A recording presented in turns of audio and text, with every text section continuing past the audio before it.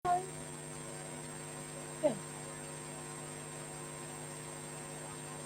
Mana siapa budak ni? Itulah. Tak, suara tak kuat.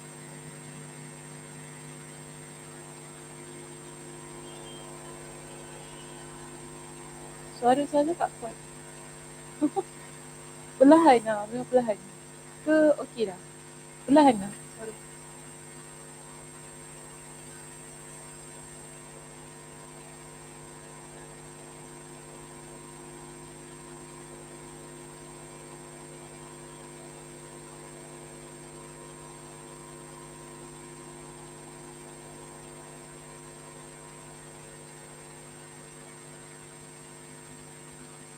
Okay, kita nak mulakan pengajian ke surat berapa? Pause is free. 463. Okay, kita akan mulakan pengajian ke surat 463.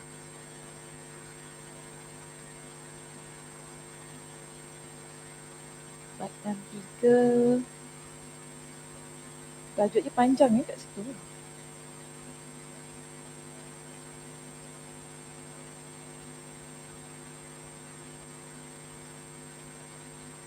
Dah. Okey, boleh. Terima kasih. Baru dengar suara kan. Kelik mata dengar. Kalau tak sayu je dia. Okey, muka surat 463. 463, bab kita yang ke-10 di sini dalam kitab iman. Hadisnya panjang. Kita ada 8 hadis yang akan kita bincangkan di bawah topik ini. 8 hadis ini kesemuanya hampir sama tentang perbincangan mengucap la ilaha illallah di situ.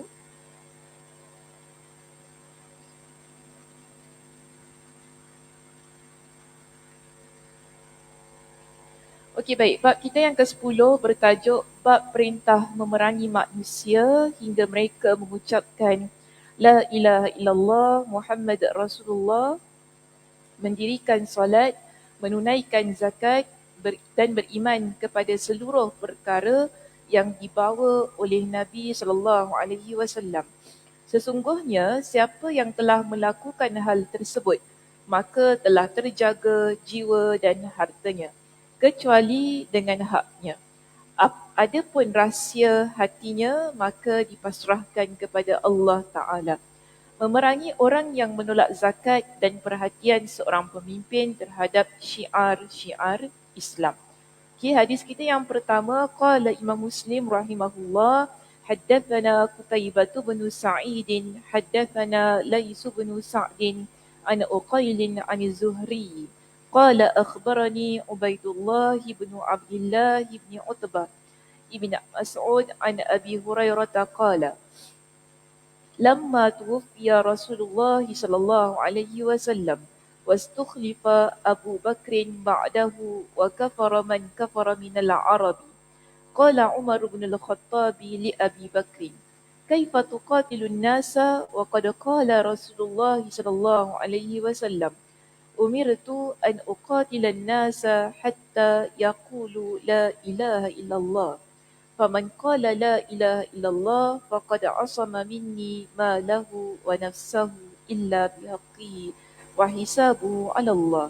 فقال أبو بكر والله لأقاتلن من فرق بين الصلاة والزكاة فإن الزكاة حق المال والله لو منعوني عقالا كانوا يؤدونه إلى رسول الله صلى الله عليه وسلم لقاتلتهم على منعه.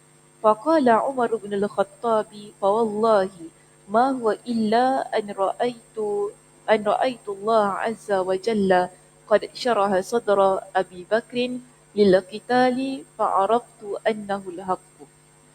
Maksudnya, di sini disebutkan bahawa Qutaibah bin Sa'id telah memberitahukan kepada kami, Lais bin Sa'ad telah memberitahukan kepada kami dari Uqail, dari Az-Zuhri berkata, Ubaidullah bin Abdullah bin Utbah bin Mas'ud telah mengkabarkan kepadaku dari Abu Hurairah radhiyallahu an berkata, Ketika Rasulullah sallallahu alaihi wasallam wafat, Abu Bakar menjadi khalifah setelah sepeninggalannya dan sebahagian orang-orang Arab menjadi kafir.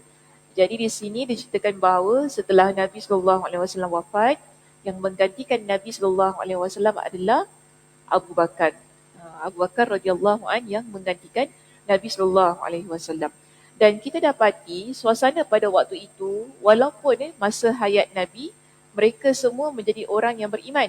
Tetapi ketika Nabi sallallahu alaihi wasallam meninggal dunia, kemudian Abu Bakar radhiyallahu an menggantikan tampuk kepimpinan tersebut, kita dapati bahawa ramai yang menjadi kafir.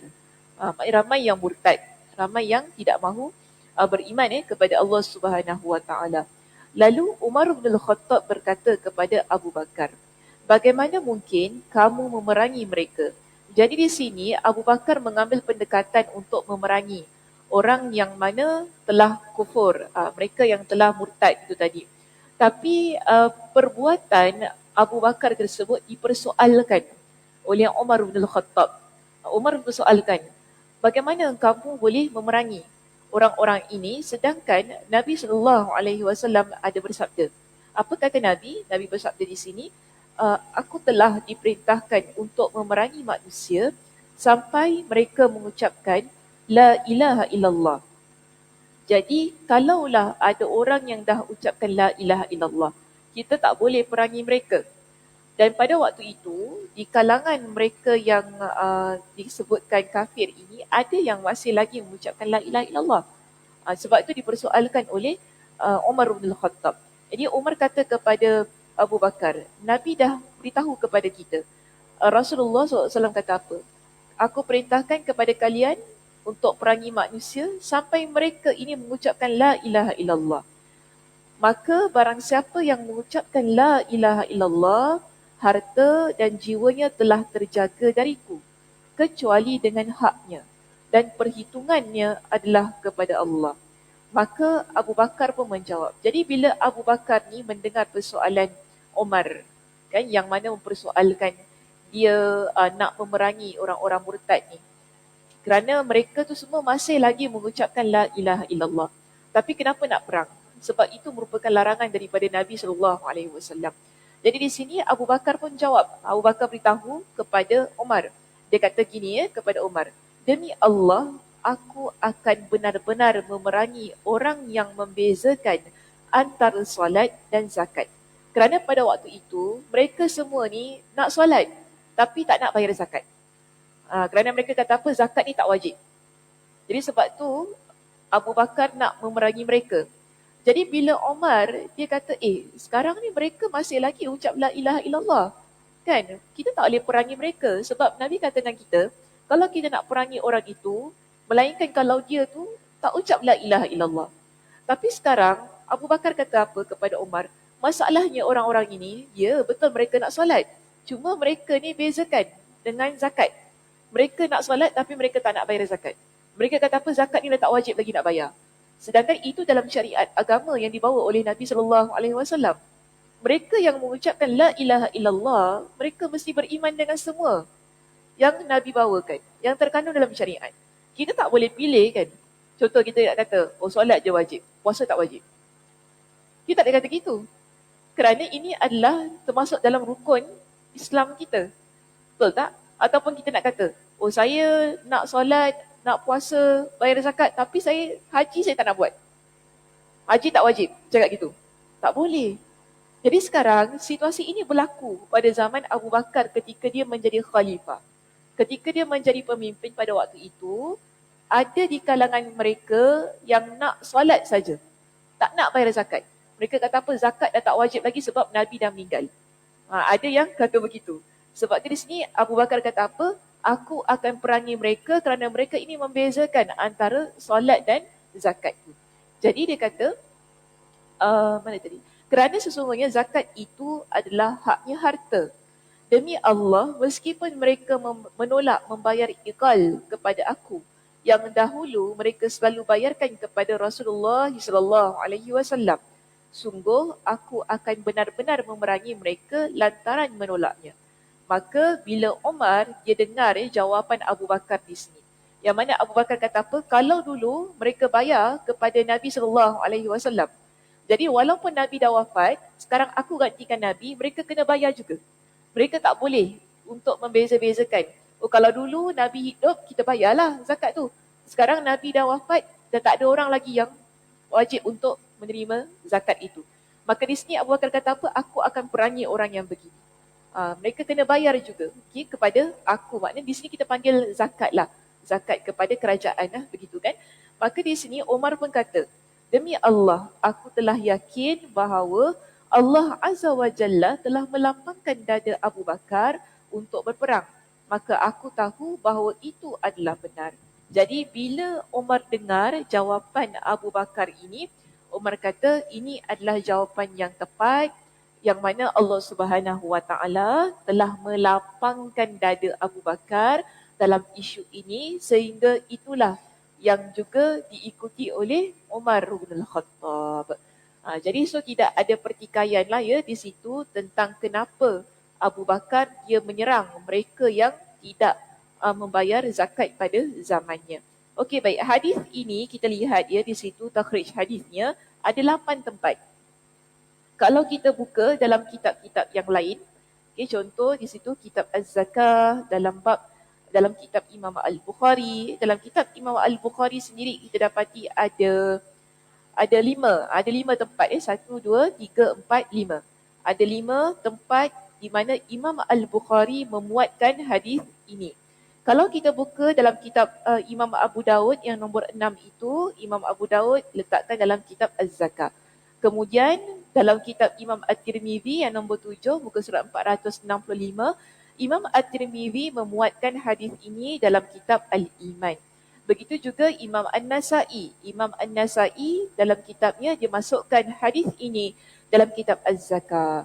Okay, so maknanya ada banyak di kalangan para ulama hadis yang memuatkan hadis ini dalam kitab-kitab mereka untuk menunjukkan tentang kesahihan hadis yang sedang kita bincangkan pada pagi ini. Baik, Imam Muslim juga memuatkannya hadis ini di nombor 125 di situ kita lihat dengan satu penceritaan ataupun dengan satu sanad yang lebih ringkas lah kalau nak dibandingkan dengan yang tadi. Tapi tetap sama lah ya, saya tak nak baca lah. Hadisnya tetap sama, cuma lebih ringkas. Itu hadis 125. Kalau kita rujuk pada hadis 126 ya di sini, hadis 126 juga masih lagi memuatkan riwayat yang sama, okay, di situ. Dan begitu juga hadis 127. Sebab itu pada hadis 127 dia cuma sebut bimithli hadis ibn al-Musayyabi an Abi Hurairah.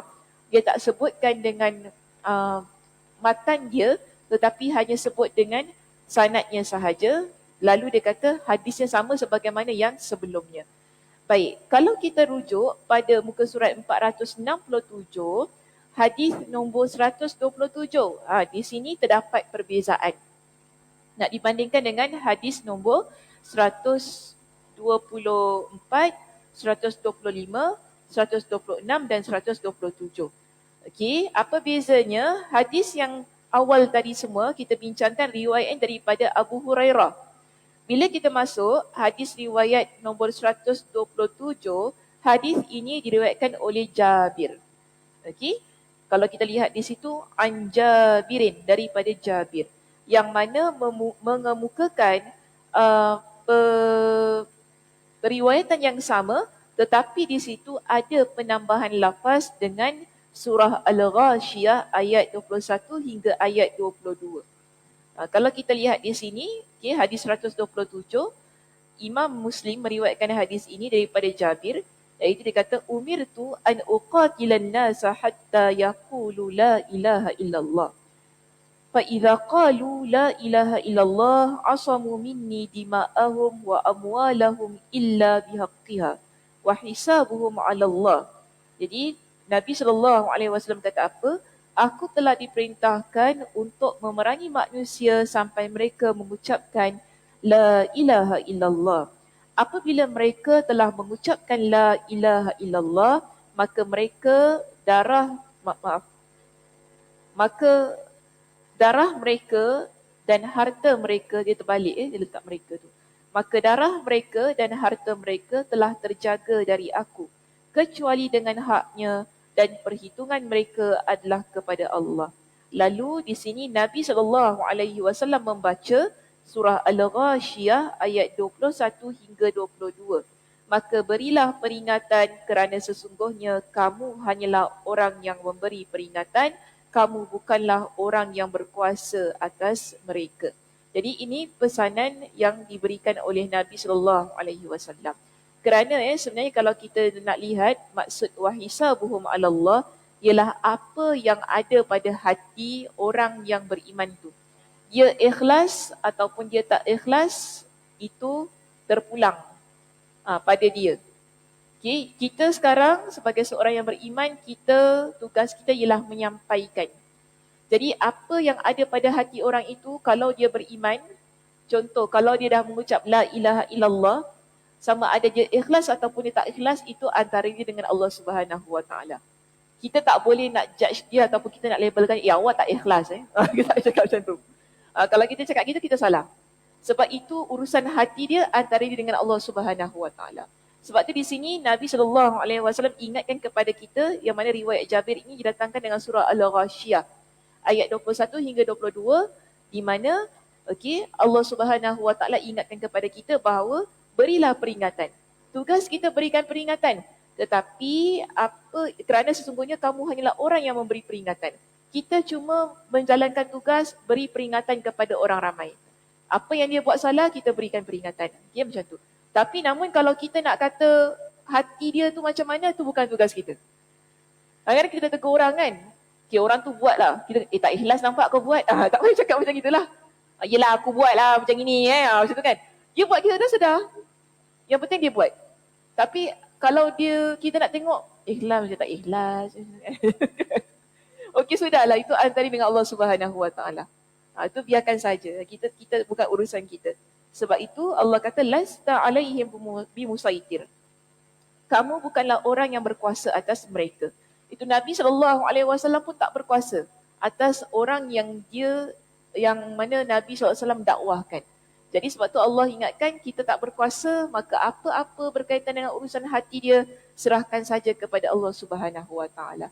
Okey, baik. Kita lihat muka surat 468 di sini. Kita ada hadis nombor 128. Baik, hadis ini beza dengan hadis yang tadi kerana hadis ini riwayat daripada Abdullah ibn Umar. Jadi kita ada 3. Tadi pertama hadis riwayat Abu Hurairah. Sampai 4 hadis saya riwayat Abu Hurairah. Masuk hadis nombor 127 riwayat Jabir. Kemudian masuk hadis nombor 128 riwayat Abdullah ibn Umar. Maknanya ada 3 orang sahabat yang meriwayatkan hadis ini. Jelas kepada kita tak mungkin berlaku penipuan dalam periwayatan hadis itu. Kerana ada 3 orang di kalangan sahabat Nabi yang memberikan hadis yang sama. Kalau hadis riwayat Abdullah ibn Umar ini, riwayatnya sama sebagaimana riwayat Abu Hurairah. Tidak ada sebarang penambahan sebagaimana riwayat Jabir itu tadi. Begitu juga kalau kita lihat dalam riwayat 129 dan 130, kesemuanya meriwayatkan dengan periwayatan yang sama sebagaimana hadis nombor 128. Sebab itu dia cuma datangkan sanadnya sahaja. Okey, baik. Itu saja untuk pembacaan hadisnya. Kita masuk kepada tafsir hadis kita, iaitu hadis nombor 124 hingga 130. Okey. Masuk terus muka surat 471. Tinggalkan 470 tu tinggalkan sebab dia bincangkan tentang perawi-perawi hadis, tentang nama-nama mereka. Tak apalah, saya tak nak drag perbincangan. Terus masuk muka surat 471, lihat perenggan yang kedua di situ. Yang mana lafaznya berbunyi, ketika Rasulullah SAW wafat, Abu Bakar radhiyallahu an dia menjadi khalifah setelah sepeninggalannya, dan sebahagian orang-orang Arab menjadi kafir. Baik. Imam Al-Khattabi dia jelaskan begini tentang lafaz ataupun tentang ayat ini. Dia kata, Al-Khattabi rahimahullah berkata, saat mensyarahkan perkataan tersebut, di antara perkara-perkara yang harus diketahui adalah bahawa orang yang murtad dia ada dua jenis. Ada dua kategori manusia yang kita panggil dia sebagai murtad. Okay, yang pertama, sekarang kita bincangkan yang pertama, murtad jenis yang pertama ialah murtad yang keluar dari agama. Memang dia terus tak beriman kepada Allah, tak beriman kepada Rasulullah, dia keluar daripada agama, murtad. Yang mana kita lihat di sini diterangkan mengubah keyakinan dan kembali kepada kekufuran. Maknanya dia totally change, dia berubah. Okay, dia tak nak langsung beriman kepada Allah. Jadi mereka itulah yang dimaksudkan oleh Abu Hurairah radhiyallahu anhu pada perkataannya, dan sebahagian orang-orang Arab menjadi kafir setelah kewafatan Nabi sallallahu alaihi wasallam. Kelompok tersebut ada dua golongan. Jadi sekarang murtad jenis yang pertama ni bagi kepada dua pula. Okey, murtad yang jenis pertama ni kita bagi kepada dua. Ada dua golongan. Yang pertama, ini ikut konteks pada zaman Abu Bakar tu ya. Okay. Yang pertama, para pengikut Musailamah dari Bani Hanifah. Dan selain mereka yang mempercayai atas kenabian Musailamah. Okay. Kenal siapa Musailamah? Tak kenal. Tak ada IG ya dia.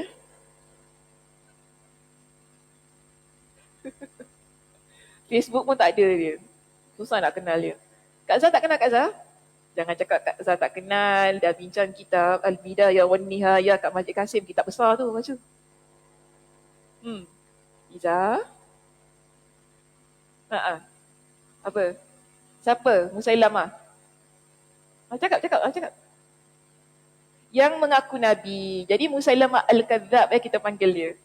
Musailamah Al-Kadzab. Musailamah orang yang penipu ni. Dia mengaku diri dia sebagai Nabi. Okay. Dia tengok Nabi ada Al-Quran, dia pun buat ayat Al-Quran. Dia buat pasal cerita katak. Katak. Ketawa kakak. Betul dia buat. Difdak. Dia buat gitu kan. Kalau buka balik lah dalam kitab tu. Jadi, masa tu dia mengaku wahyu turun pada dia. Jadi pada waktu tu dia kata apa? Ada dua Nabi. Okey, dia dan Nabi Muhammad SAW adalah sama. Jadi Allah turunkan wahyu kepada Nabi Muhammad, Allah pun turunkan wahyu kepada dia juga. Dia ramai pengikut. Kita nampak orang kalau dia buat benda-benda merepek ni ramai orang ikut dia. Kalau kita buat benda betul-betul tak ada orang nak ikut. Betul tak? So, senyum macam tu. Senyum yang macam je si Mas Nurah ni. Senyum kepit. Lain macam je awak senyum. Betul, nampak dia Nabi palsu. Kita nampak waktu itu zaman Nabi meninggal tu tak jauh tau, sekejap je. Nabi baru meninggal. Tiba-tiba ada orang kata dia Nabi, orang ikut. Kalau sekarang ni kita boleh kata masuk akal jugalah kan sebab jauh sangat zaman Nabi dengan zaman kita tau. Jauh sangat. Jadi kalau ada orang yang mengaku dia Nabi pun kita boleh faham lah. Okey lah sebab jauh sangat zaman tu. Ini zaman maknanya zaman Abu Bakar. Terlampau dekat dengan zaman Nabi SAW. Bila Nabi wafat, dia pun kata, oh, aku Nabi nombor 2 macam tu kan. Tapi kita nak kata yang ikut dia 1-2 orang. Ramai sampai berlaku peperangan. Itu yang menyebabkan Abu Bakar perang. Serang mereka. Kalau kita kata 1-2, takkanlah sampai nak berlaku peperangan kan. Ini sebab ramai sangat yang mengikut, ramai orang yang percaya bahawa Musailamah Al-Kadzab ini adalah seorang Nabi. Itu yang sebabnya mereka tak nak bayar zakat kepada kerajaan Islam Madinah. Kan mereka ni refuse lah nak mengaku bahawa Al-Quran ini yang satu. Kan mereka tambah lagi. Al-Quran yang kisah macam-macam lah. Kisah katak, kisah, apa lagi satu kisah saya tak ingat lah. Ada banyak kisah lah yang diriwayatkan. Tapi yang penting pelik. Kan kalau kita kata kita ada surah gajah je tu. Al-Fil, kan? Alam tara kaifa fa'ala rabbuka bi ashabil fil. Dia pun buatlah surah dia. Nak cerita sama macam Nabi. Dia nak kata, oh aku pun sama macam Muhammad. Aku ada, kalau dia ada surah gajah, aku surah katak. Macam gitu kan. Tapi pelik, ayat dia takkan sama. Sebab Al-Quran dia punya bahasa sastra tinggi. Tak boleh lawan. Walaupun cerita pasal gajah. Tapi dia cerita pasal katak. Bila Abu Bakar dengar, Abu Bakar kata, Alangkah jeleknya Al-Quran kalian. Buruk sangat bahasa dia. Abu Bakar kata, buruk sangat bahasa kalian ni. Dia takkan sama dengan mu'jizat yang Allah Subhanahu Wa Taala turunkan. Jadi ni Musailamah Al-Kazab. Yang pertama di situ. Kemudian kita lihat ada juga yang mengikut Al-Aswad Al-Ansi daripada penduduk Yaman. Jadi ada lagi satu nabi palsu. Pada zaman Abu Bakar ni kita kata, waktu itu ada ramai yang mengaku diri sebagai nabi pada waktu tersebut. Ada nabi di kalangan wanita namanya Sajah, yang muncul sebagai nabi wanita. Kemudian dia berkomplot dengan Musailamah Al-Kazab pada waktu itu. Dan dia kahwin dengan Musailamah Al-Kazab, jadi laki bini nabi waktu itu kan. Ada juga peristiwa macam tu, pelik-pelik peristiwa pada zaman Abu Bakar. Jadi kita lihat pada zaman Abu Bakar ni zaman yang mana nak kembalikan orang ramai kepada akidah yang betul. Itu kesibukan Abu Bakar pada waktu itu. Dia berperang bukan untuk meluaskan kawasan jajahan, tetapi Abu Bakar pada zaman dia berperang ialah untuk membersihkan akidah yang ada pada zaman dia. Berbeza dengan Umar. Zaman Umar berlaku peperangan perluasan wilayah jajahan kerajaan Islam. Sampai Rom semua dapat dikuasai, Parsi semua kan. Luas kawasan Islam tersebar. Tapi kalau zaman Abu Bakar tidak, sebab Abu Bakar dia sibuk untuk memerangi orang-orang yang mana mengaku diri sebagai Nabi ataupun nak menggantikan Nabi sallallahu alaihi wasallam. Jadi di sini dia kata kemudian pengikut Al-Aswad Al-Ansi dari penduduk Yaman dan selain mereka. Ya, Al-Aswad Al-Ansi ni pun dia orang yang mana kita kata dia muncul pada zaman Nabi lagi. Tapi pada waktu itu ketika dia muncul pada zaman Nabi, Nabi tak buat apa-apa sebab Nabi masih hidup. Kan? Dia tak ada masalah sangat. Namun bila Nabi dah wafat, inilah dia punya kata pengaruh dia makin kuat. Orang ramai makin percaya kepada Al-Aswad Al-Ansi, tapi kemudian akhirnya dia mati dibunuh. Baik, golongan ini berserta para pengikutnya mengingkari kenabian Muhammad sallallahu alaihi wasallam dan mengakui nabi-nabi selain beliau. Kemudian Abu Bakar radhiyallahu an pun memerangi mereka sampai Allah Subhanahu wa taala membinasakan Musailamah di Yamamah dan Al-Ansi di Sana'a. Lalu hancur dan binasalah mereka. Okey, ini golongan yang pertama untuk golongan yang murtad dari agama tadi. Baik, golongan yang kedua kita lihat di sini. Senang kata kalau golongan yang pertama ialah mereka yang mengaku sebagai nabi. Okey. Golongan yang kedua dalam kelompok murtad yang pertama di sini, orang-orang yang murtad dari agama mengingkari syariat dan meninggalkan solat, zakat dan perkara-perkara agama lainnya. Mereka juga kembali kepada kebiasaan mereka pada masa jahiliah dulu. Sehingga tidak ada seorang pun dari mereka yang sujud kepada Allah Ta'ala di permukaan bumi kecuali di 3 masjid, iaitu Masjid Makkah, Masjidil Haram, Masjid Madinah, Masjid Nabawi dan Masjid Abdul Qais di negeri Bahrain, di sebuah kota yang dinamakan Juwatha. Pada peristiwa itu, Al-A'war Asy-Syanni berkata dengan penuh kebanggaan, yang mana dia kata, dan masjid ketiga di bahagian timur adalah milik kami. Kedua mimbar juga ucapan yang benar dalam khutbah-khutbah. Pada hari manusia tidak memiliki mimbar-mimbar kecuali di negeri Madinah dan Makkah yang memiliki penjaga. Kalau kita lihat di kategori yang kedua di sini iaitu orang-orang yang murtad dari agama, mereka mengingkari syariat, maknanya mereka ni tak ada nabi palsu sebagaimana golongan yang pertama tadi. Tak ada langsung. Mereka memang keluar ikut pada pengamalan jahiliah mereka. Dan pusat dia dekat Bahrain pada zaman Abu Bakar. Yang mana satu negeri namanya Juwatha di Bahrain. Dan mereka ada masjid mereka sendiri lah tu tadi. Masjid Abdul Qais. Yang mereka samakan setaraf dengan Masjidil Haram dan juga Masjid An-Nabawi di situ. Baik, dahulu orang-orang yang berpegang teguh dengan agamanya dari negeri Al-Azad dikepung di Juwatha sampai Allah Ta'ala memberikan kemenangan kepada kaum muslimin di Yamamah. Jadi orang yang dekat Bahrain ni, bila ada satu negeri ni nama Al-Azad, mereka nak terus beriman kepada Allah. Nak terus beriman kepada Allah, beriman kepada Nabi SAW. Namun orang yang berada dekat Juwatha ni dia kepung negeri Al-Azad ni. Kerana mereka tak bagi beriman kepada Allah Subhanahu Wa Taala. Ini yang menyebabkan Abu Bakar dia menyerang. Bahrain tu tadi kan, untuk menyelamatkan mereka orang-orang yang beriman yang berada di negeri Al-Azad. Yang mana seterusnya Allah berikan kemenangan kepada kaum muslimin di Yamama. Hingga sebahagian mereka berkata, iaitu seorang lelaki dari Bani Abu Bakar bin Kilab meminta bantuan kepada Abu Bakar radhiyallahu anhu. Tidakkah aku sampaikan kepada seorang utusan kepada Abu Bakar dan kepada para pemuda negeri Madinah seluruhnya, tidakkah kalian menuju kepada sekelompok yang mulia yang duduk dalam keadaan terkepung di negeri Juwatha, seakan-akan darah mereka yang berada di seluruh penjuru, seperti darah unta yang menutupi para pemandangnya. Kami bertawakal kepada Ar-Rahman. Sesungguhnya kami yakin kemenangan hanya untuk orang yang bertawakal. Ini kira panggil sebagai surat lah yang mereka hantarkan kepada Abu Bakar agar berikan bantuan ketenteraan kepada orang-orang di negeri Al-Azad yang ingin terus beriman kepada Allah Subhanahu Wa Taala. Kerana apa? Mereka ini akan dibunuh oleh penduduk Juwatha tadi yang telah murtad. Sebab tu Abu Bakar terus pergi menghantarkan utusan, menghantarkan tentera bagi membantu mereka di sana, dan akhirnya tumpaslah mereka yang kufur ataupun murtad kepada Allah Subhanahu Wa Taala. Okey, itu yang pertama tentang murtad dari agama.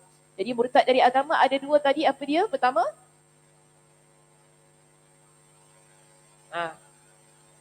nabi palsu. Okey, mereka yang ikut nabi palsu. Kedua, mereka yang memang kembali kepada agama jahiliah mereka, yang mana pusatnya berada di Bahrain pada zaman Abu Bakar itu tadi. Baik, seterusnya kita ada kategori yang kedua, okey, yang nak dimasukkan dengan murtad, iaitu mereka yang membeza-bezakan antara solat dan zakat. Jadi ada yang kita panggil orang yang masih beriman kepada Allah, beriman kepada Rasulullah, tetapi kategori yang kedua ini mereka bezakan antara solat dan zakat. Yang mana kita lihat mereka menetapkan kewajipan solat tetapi mengingkari kewajipan zakat dan tidak patuh kepada pemimpin.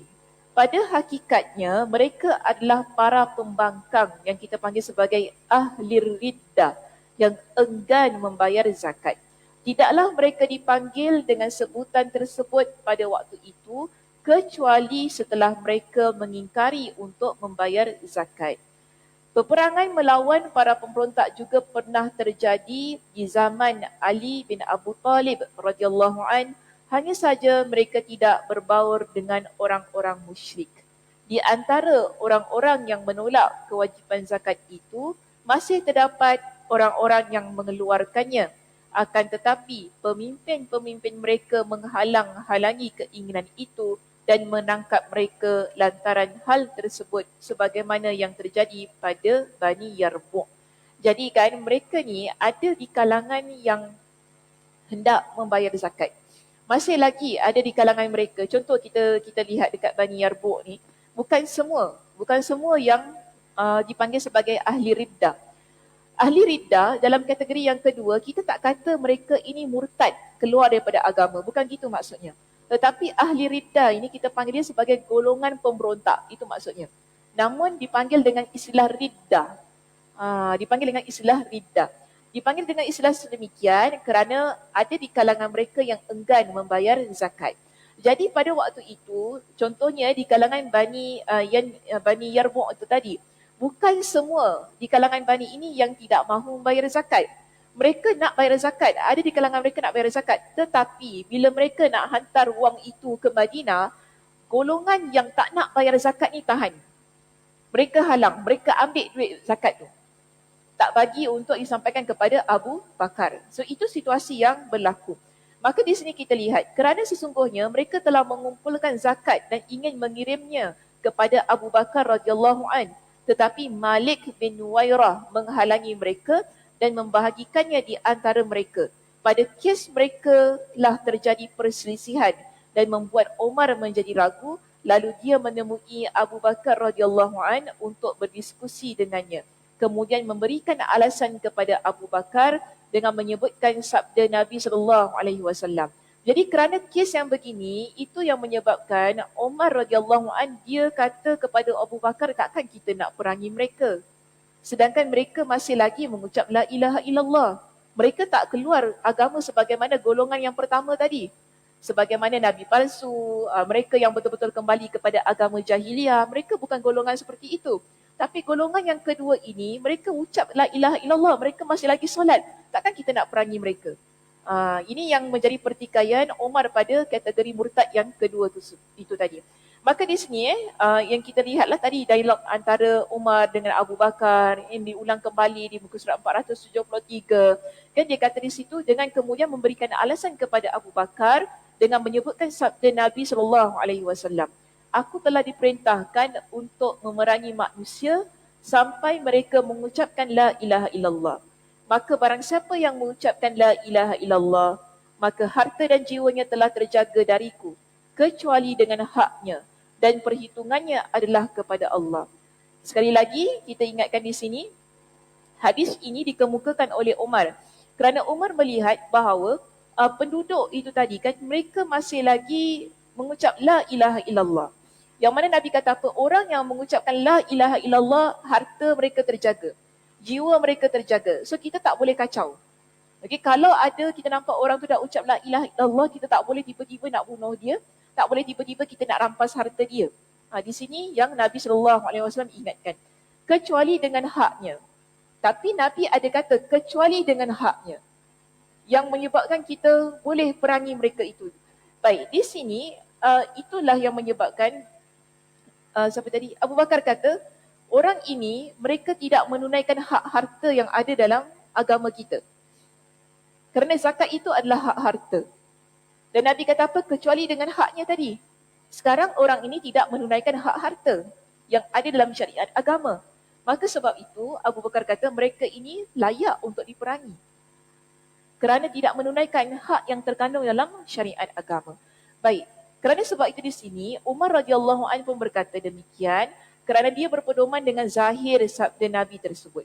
Sebelum dia melihat akhirnya dan memperhatikan syarat-syaratnya, oleh kerana itu Abu Bakar radhiyallahu anhu pun berkata kepadanya, sesungguhnya zakat itu adalah haknya harta. Maksudnya adalah bahawa dilindunginya darah dan harta seseorang jika dia memenuhi syarat-syarat untuk diberikan perlindungan, iaitu menetapkan kedua-duanya, bukan menerima salah satunya sedangkan yang lain diingkari. Jadi kalau kita nak berikan kepada orang itu tadi dengan perlindungan pada harta dan nyawanya, orang-orang tersebut perlu dipastikan juga melaksanakan setiap hak yang terkandung dalam agama, iaitu dalam syariat. Jadi sekarang bila mereka memilih untuk hanya melakukan satu hak sahaja, iaitu solat, mereka tidak mahu melaksanakan pembayaran zakat, yang mana mereka menolak kewajipan membayar zakat, maka di sini gugurlah perlindungan yang sepatutnya diberikan kepada mereka. Ini penerangan yang diberikan oleh Abu Bakar kepada Umar. Maka sebab itu, pada perkataan Abu Bakar terdapat dalil bahawa memerangi orang yang menolak kewajipan solat adalah merupakan ijma', kesepakatan para sahabat.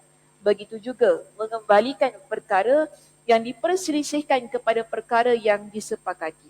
Sehingga pada kes ini, hujjah dengan keumuman lafaz hadis yang dilakukan oleh Umar bin Khattab radhiyallahu an itu tadi telah tercakup dalam kias yang dilakukan oleh Abu Bakar radhiyallahu an.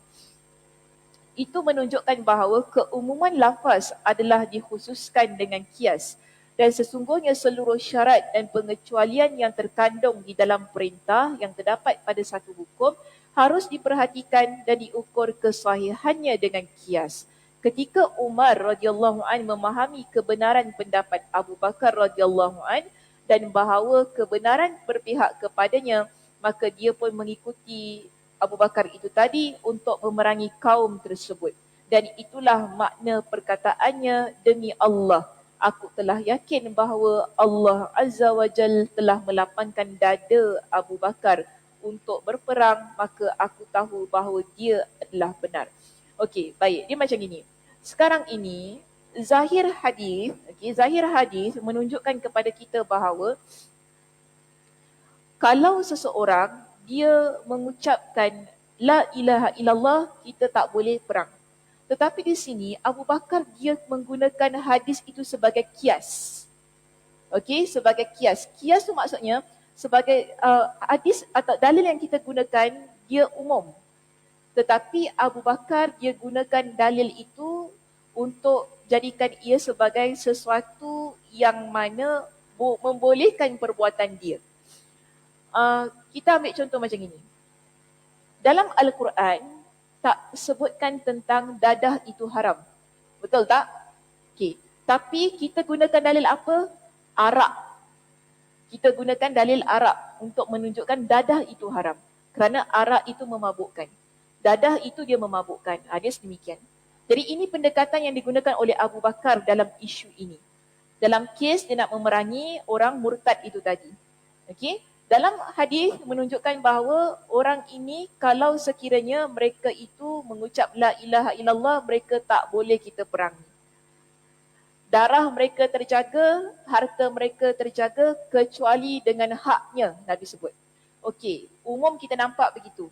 Sebab itu Abu Bakar yang ambil hadis ini dia kata apa? Kerana Nabi ada sebut kecuali dengan haknya.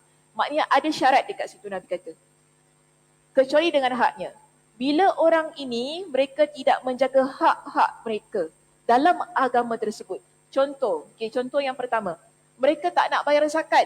Sedangkan dalam agama kita, hak harta itu ada. Iaitu membayar zakat.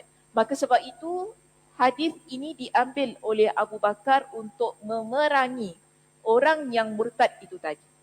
Walaupun mereka mengucapkan la ilaha illallah.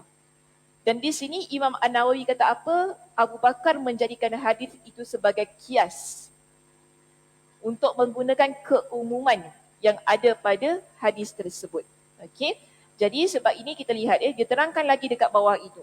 Ada kaum Rafidah. Kaum Rafidah ni mereka yang menolak tadilah menganggap bahawa Abu Bakar radhiyallahu an adalah orang pertama yang menawan kaum muslimin. Jadi ada di kalangan golongan yang kita panggil sebagai Rafidah, mereka ni cuba untuk merosakkan credibility ataupun kebaikan yang ada pada Abu Bakar dengan menyebutkan bahawa Abu Bakar ni lah orang pertama yang sengaja menawan orang Islam. Sengaja buat begitu. Jadi di sini mereka kata demikian kerana mereka juga menolak untuk membayarkan zakat dan mereka mengira bahawa perintah yang terdapat di dalam firman Allah Ta'ala iaitu surah ini ya, khuz min amwalihim sadaqatan tutahhiruhum wa tuzakkihim biha wa salli alaihim inna salataka sakanun lahum, yang mana terdapat dalam surah At-Taubah ayat 103, yang mana mereka kata ayat ini yang nak dibayarkan zakat khusus untuk Nabi SAW, bukan untuk selainnya. Jadi golongan ini kata apa? Zakat itu kita bayar khusus untuk Nabi, bukan untuk selain Nabi SAW. Kefahaman dia macam itu. Sebab tu mereka tak nak bayar zakat. Okey? Jadi bila Abu Bakar dia mula memerangi golongan yang tidak mahu membayar zakat, golongan Rafidah ini kata apa? Abu Bakar dia adalah orang yang pertama yang menumpahkan darah orang Islam, yang menawan orang Islam. Tapi ini adalah satu pendapat yang sengajalah nak merosakkan nama baik Abu Bakar radhiyallahu an, yang mana kita lihat berlaku kesalahfahaman terhadap ayat Al-Quran itu tadi. Okey?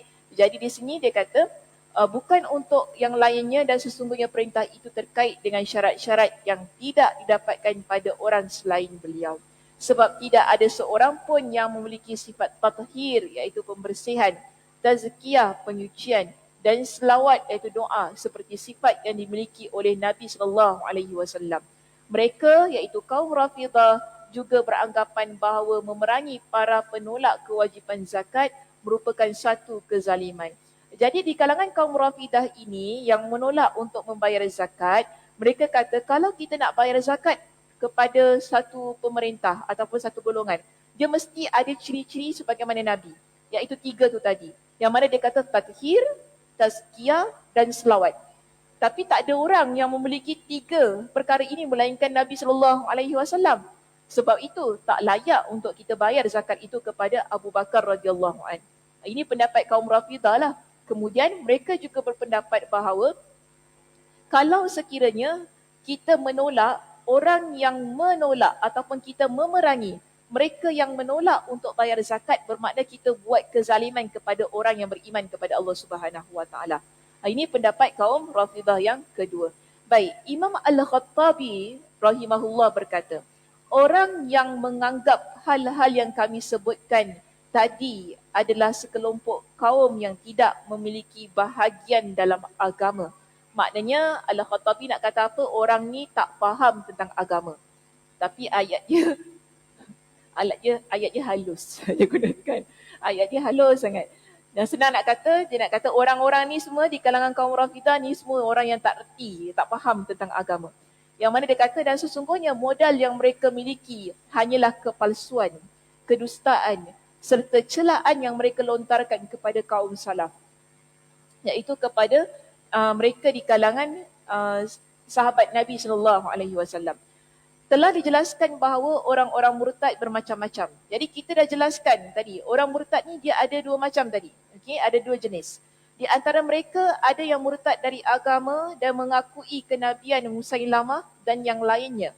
Dan di antara mereka ada yang meninggalkan salat dan zakat serta mengingkari seluruh syariat Islam. Mereka lah yang dinamakan oleh para sahabat radhiyallahu anhum sebagai orang-orang yang kafir. Oleh kerana itu, Abu Bakar radhiyallahu an berpendapat untuk menawan anak-anak mereka dan hal ini mendapat sokongan dari majoriti para sahabat radhiyallahu anhum. Selain itu, hal ini juga terbukti bahawa Ali ibn Abi Talib radhiyallahu an mendapatkan keturunan dari salah seorang dari kaum tersebut, yakni dari Bani Hanifah yang bernama Muhammad dan dipanggil dengan sebutan Ibn al-Hanafiyah. Sebenarnya, mereka yang menolak untuk membayar zakat adalah mereka yang masih berpegang teguh kepada agama. Okey, so dia betulkan di sini. Untuk golongan yang kedua, tadi kan yang menolak untuk membayar zakat, menolak ada juga yang, itu yang kedua. Menolak untuk membayar zakat. Mereka ini kita kata masih lagi berpegang teguh kepada agama. Tetapi adalah para pemberontak dan tidak dinamakan sebagai orang-orang kafir. Kategori mereka yang kedua, kita tak panggil mereka sebagai kafir walaupun ada istilah murtad kepada mereka. Tapi mereka hanya disebut sebagai pemberontak sahaja kerana enggan membayar zakat itu tadi.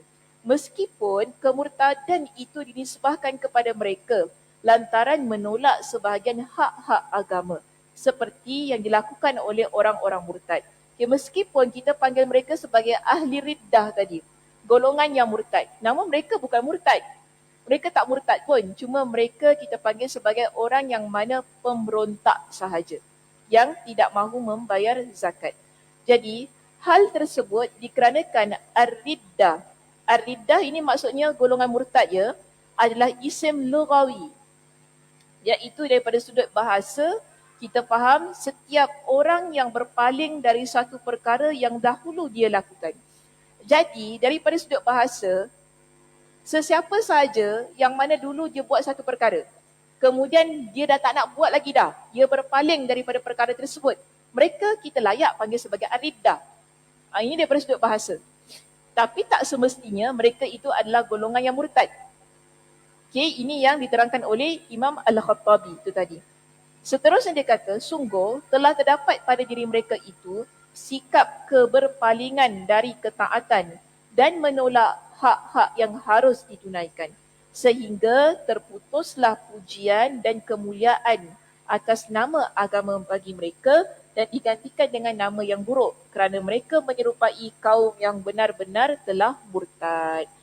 Okey, sampai situ je saya nak terangkan pada pagi ini. Walaupun dah panjang lebar.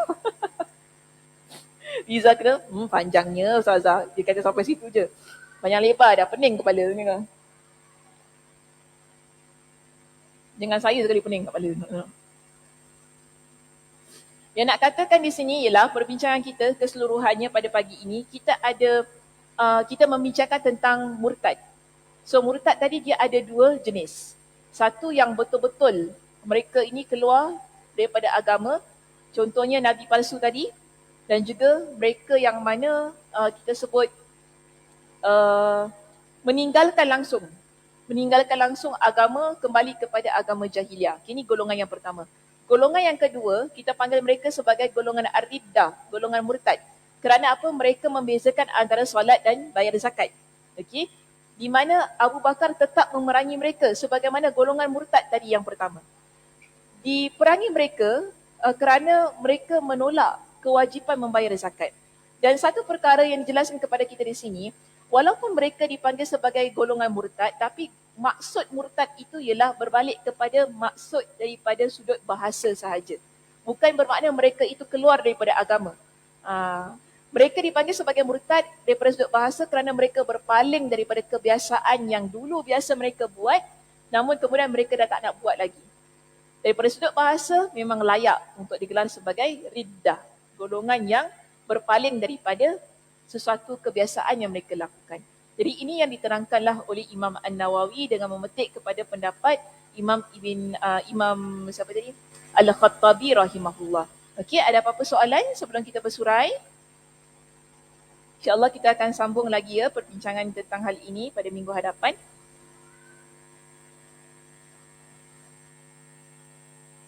Ada soalan? Tak ada?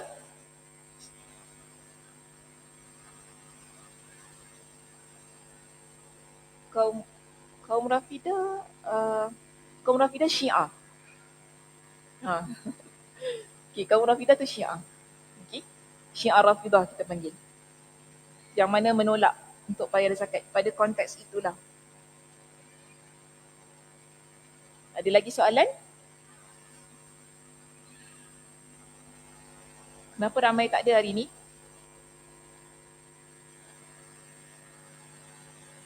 Ramai ponting kelas. Ke hari ni tak ada senaman? Selalunya makcik-makcik senaman dia datang dengan baju aerobik dia.